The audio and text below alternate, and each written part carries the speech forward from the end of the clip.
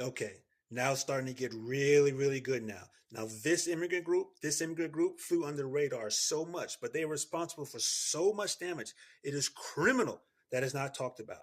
I'm talking about the Italians. Now let's run down the list. Okay, we have the Irish, who became the police force, which were the old slave catchers, and we see how that relationship worked out, right? We have the Chinese and the Arabs, which was kind of similar. They had the financial one; all their businesses were allowed to operate in our communities. While we was getting all these heat from the government, but they were allowed to foster and thrive upon us, but giving no respect or very little respect for us. Okay, for all this money that we've been giving them.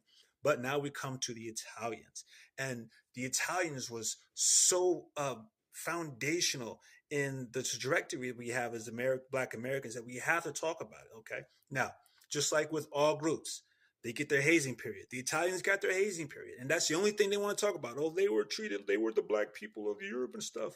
Yeah, everyone gets their hazing period, but then when their hazing period is done, you get their assignment against Black Americans. And what were the Italian assignment against Black Americans? They were the beginning of the chemical warfare against our people.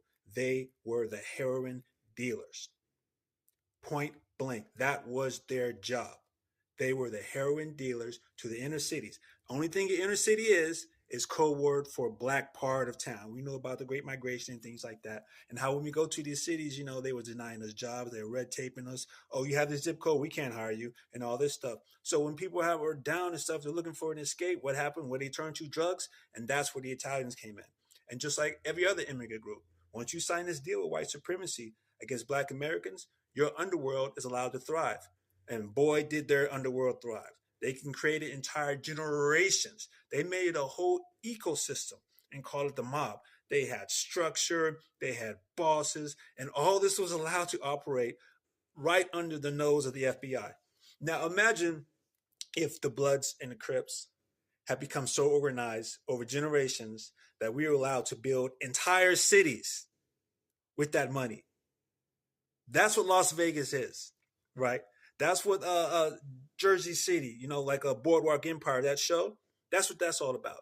You ever watch the show Casino? It tells you right there. They were allowed to operate with such impunity that they were building cities off of mob money. That's how much of a pass they was given because their job was to subjugate us chemically with heroin. And they did it. And they did it for a long time. Okay? So this is something that I want to bring to Black Americans, that each immigrant group had the role against us. So when we say that, when our old elder teachers say we have no friends, we have no friends. It is more than that. We have enemy combatants that is working for white supremacy. And they've been doing it for generations. And it didn't stop until the 1980s. And finally, in the 1980s, like the late 70s, all of a sudden, the federal government decided to get it back on us. You know what? We're going to start prosecuting these mobsters. That's been running these whole cities for generations all of a sudden. Why did they change their mind? Because in the 1980s, the chemical of choice of weapon against Black Americans shifted from heroin to crack cocaine. And you know who was bringing in the crack cocaine? The cartels. Now they don't have much of a use for the Italians anymore. All of a sudden, these prosecutors start coming. Big coincidence, right? And another thing I think why they switched from heroin to crack cocaine, because we were utilizing heroin too much. Like all of our jazz and stuff and everything, we was able to channel it into creativity. I don't think they like that. They say, oh, heroin's not tough enough. And those needles, man, I don't know how you could just stick yourself like that. Anyway, beyond my time. But that's what happened with the Italians, and that was the Italians' role. So when everyone talk about, oh, Black and Italians like the blacks of Europe, no, they're not. Once their brief hazing period is over, they were charged with the chemical warfare against us, the first wave, and it was detrimental, especially for the older generation. Someone like me, I'm in my early 40s. I wasn't really around like during the heroin and stuff. But you talk to your parents about how detrimental heroin was, and their parents and their parents. That was the Italians. That was their role against us. So don't let anyone tell you that there was any kind of solidarity between blacks and Italians. They were the weapon used against us right before this next wave, which I'm going to talk about in the next video. It's so interesting to see y'all defend racist people all the time. Like, it'll come out that person had a racist phase, right? And this be y'all. This the racist person, right? This is black people. I said racist things. It came out that I said racist things. I'm y'all. Oh my gosh, stop overreacting. They were just young. Don't react. Everybody had a racist phase. Don't worry.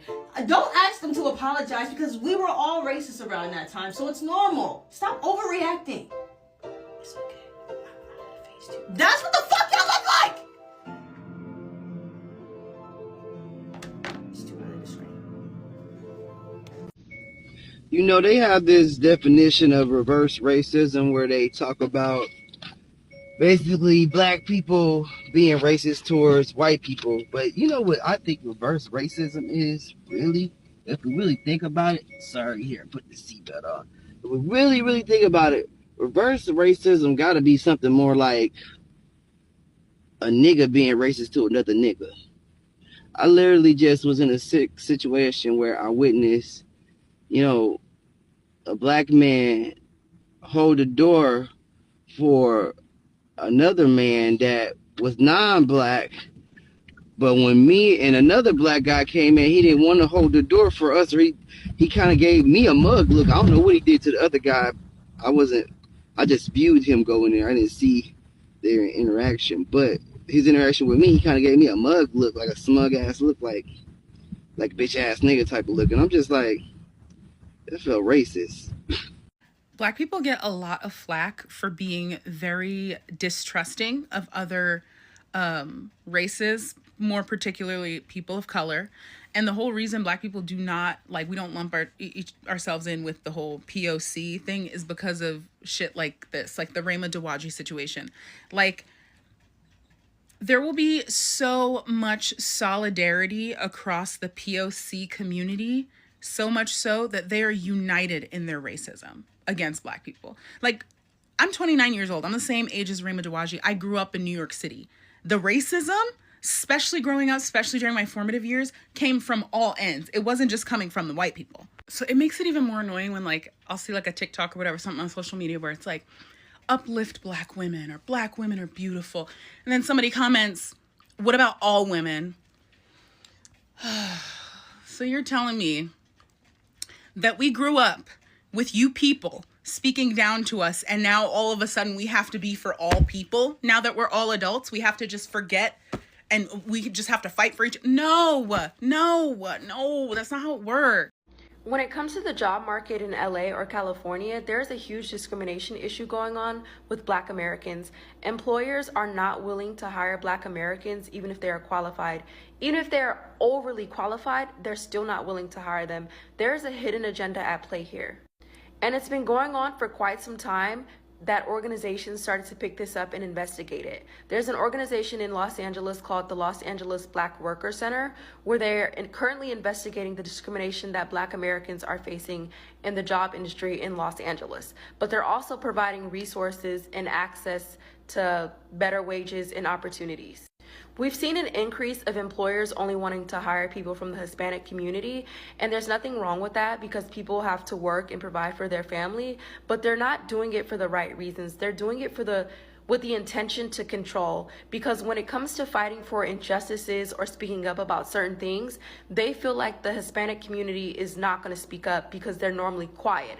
And like we know, when it comes to fighting for injustices or speaking up, Black Americans are always on the forefront fighting for change. Black Americans are always the ones speaking up for everybody, fighting for change. But they feel like with the more Hispanics that they hire, it's easier to control them because some of the times they're undocumented, so they won't cause any problems. They can pay them less.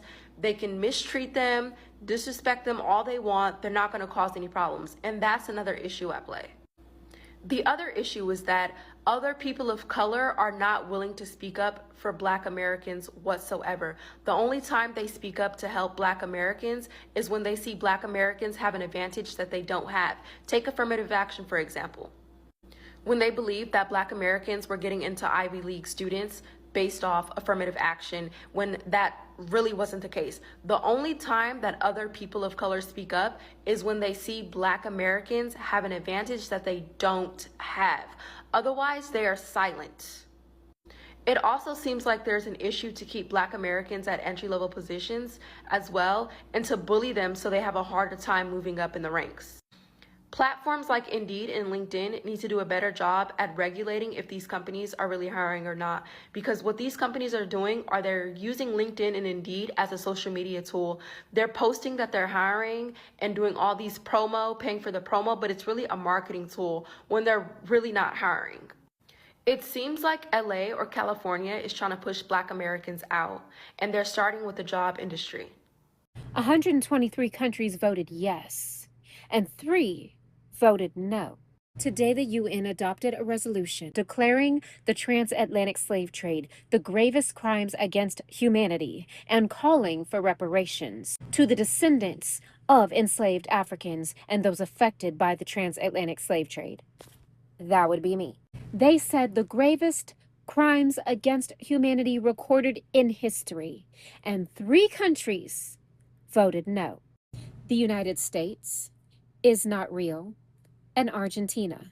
Now, I need you to sit with that for just a moment, because those 3 countries voting no, they didn't just vote no on reparations today, okay? These are the same 3 governments currently dismantling every institution, every policy, and every framework designed to name white supremacy and address it. And that is not a coincidence. Under this administration, the United States has gutted DEI, eliminated diversity offices all across the federal government, defunded the programs tracking racial inequity, and on the UN floor today, the U.S. ambassador said the quiet part out loud, saying we do not recognize a legal right to reparations for historical wrongs that were not illegal under international law at the time.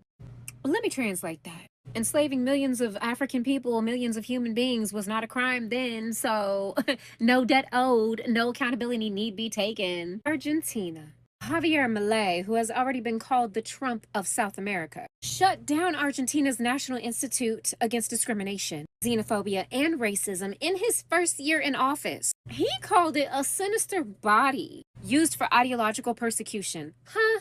And baby, Argentina has an extensive history of racist ideology built on the notion of European supremacy. The belief that Argentina was built by European immigrants, and they believe that Africans, Latinos, and indigenous cultural influences are irrelevant, and in fact, undesirable. So yeah, Argentina voted no, but honestly, did we expect anything else? And then we got Is Not Real, engaged in a military campaign that is right now under examination for genocide. A baby-ass country who is demanding that the entire world recognize its historical trauma while denying and refusing to recognize the historical trauma of Black people. Yuck!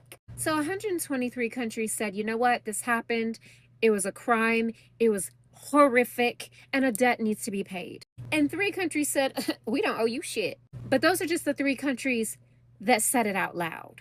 Because I peeped the 52 others that didn't vote yes, so you might as well have voted no, because why not? But anyway, the resolution has been adopted, and today is a historical day. And not because of a white man who claims to be part of the Cherokee Nation being sworn in as DHS Secretary.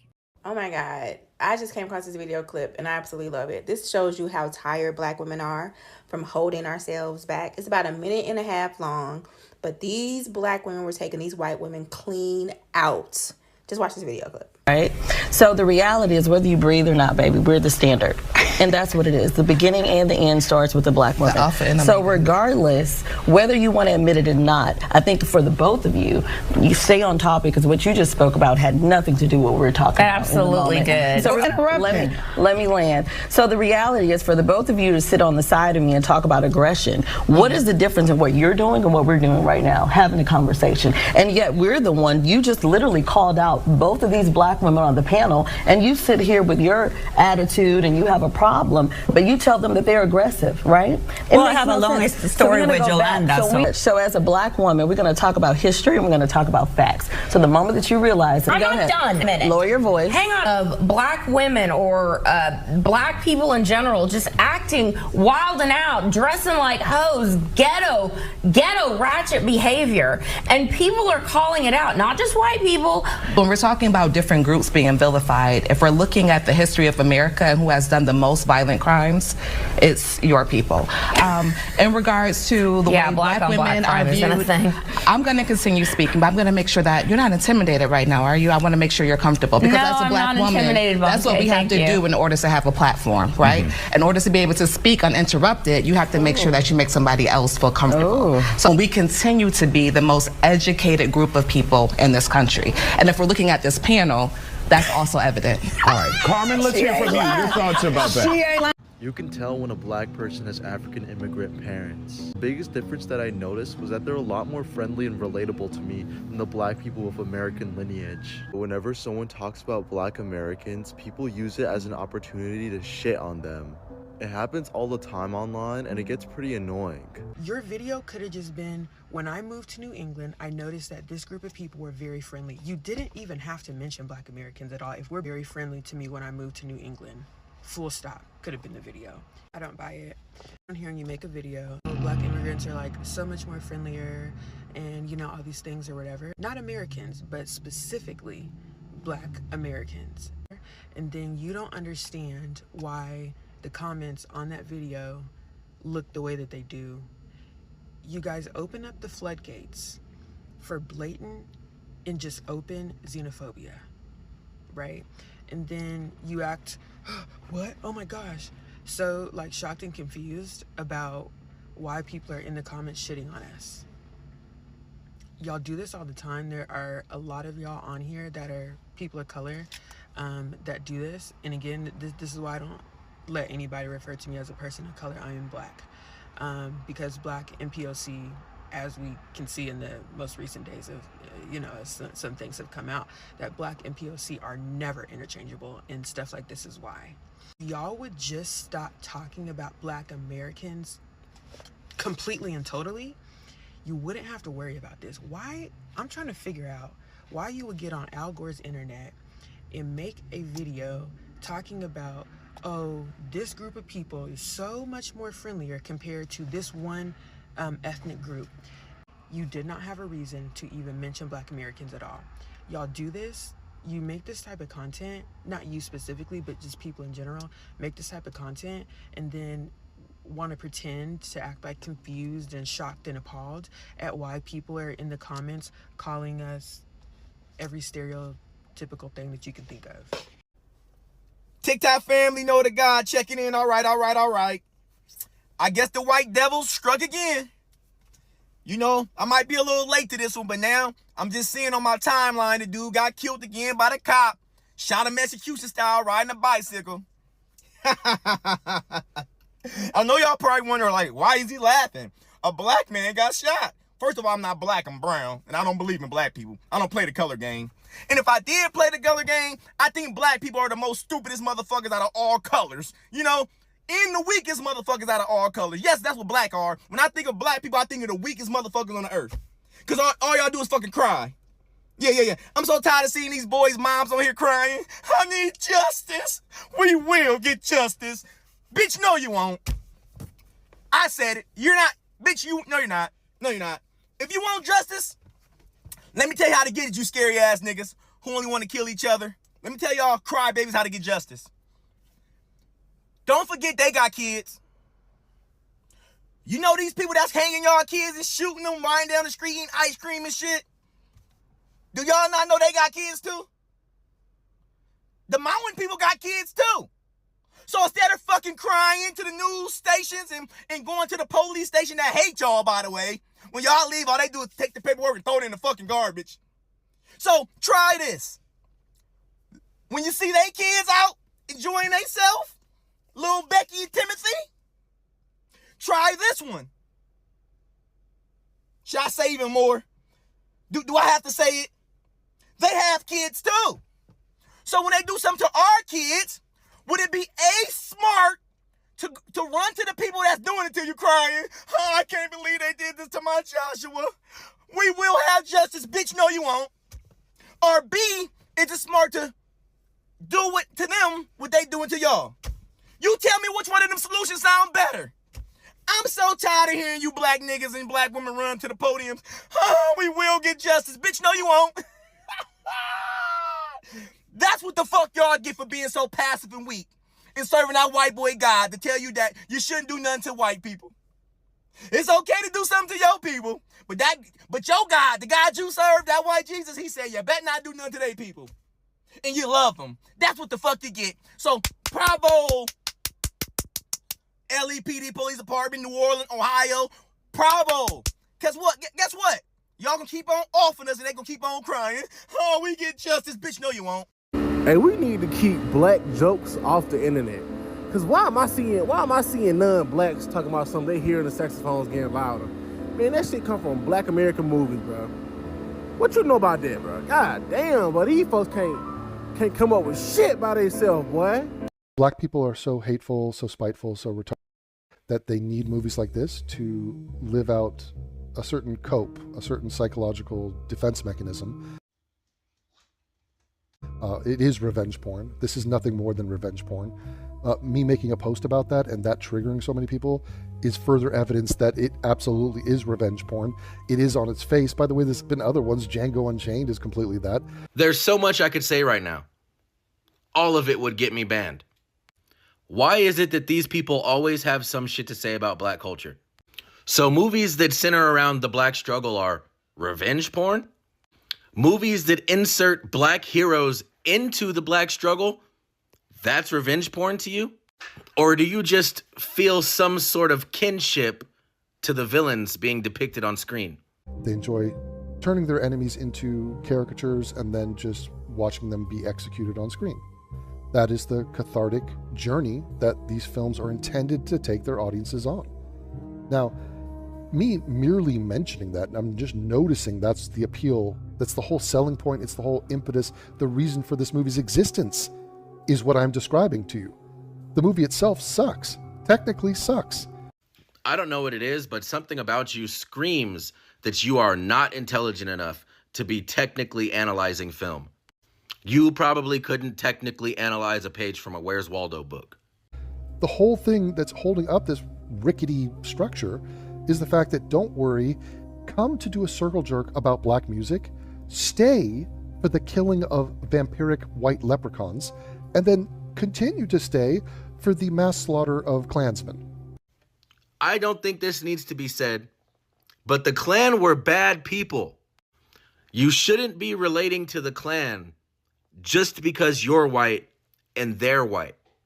The Klan being killed in movies should not make you feel targeted in real life.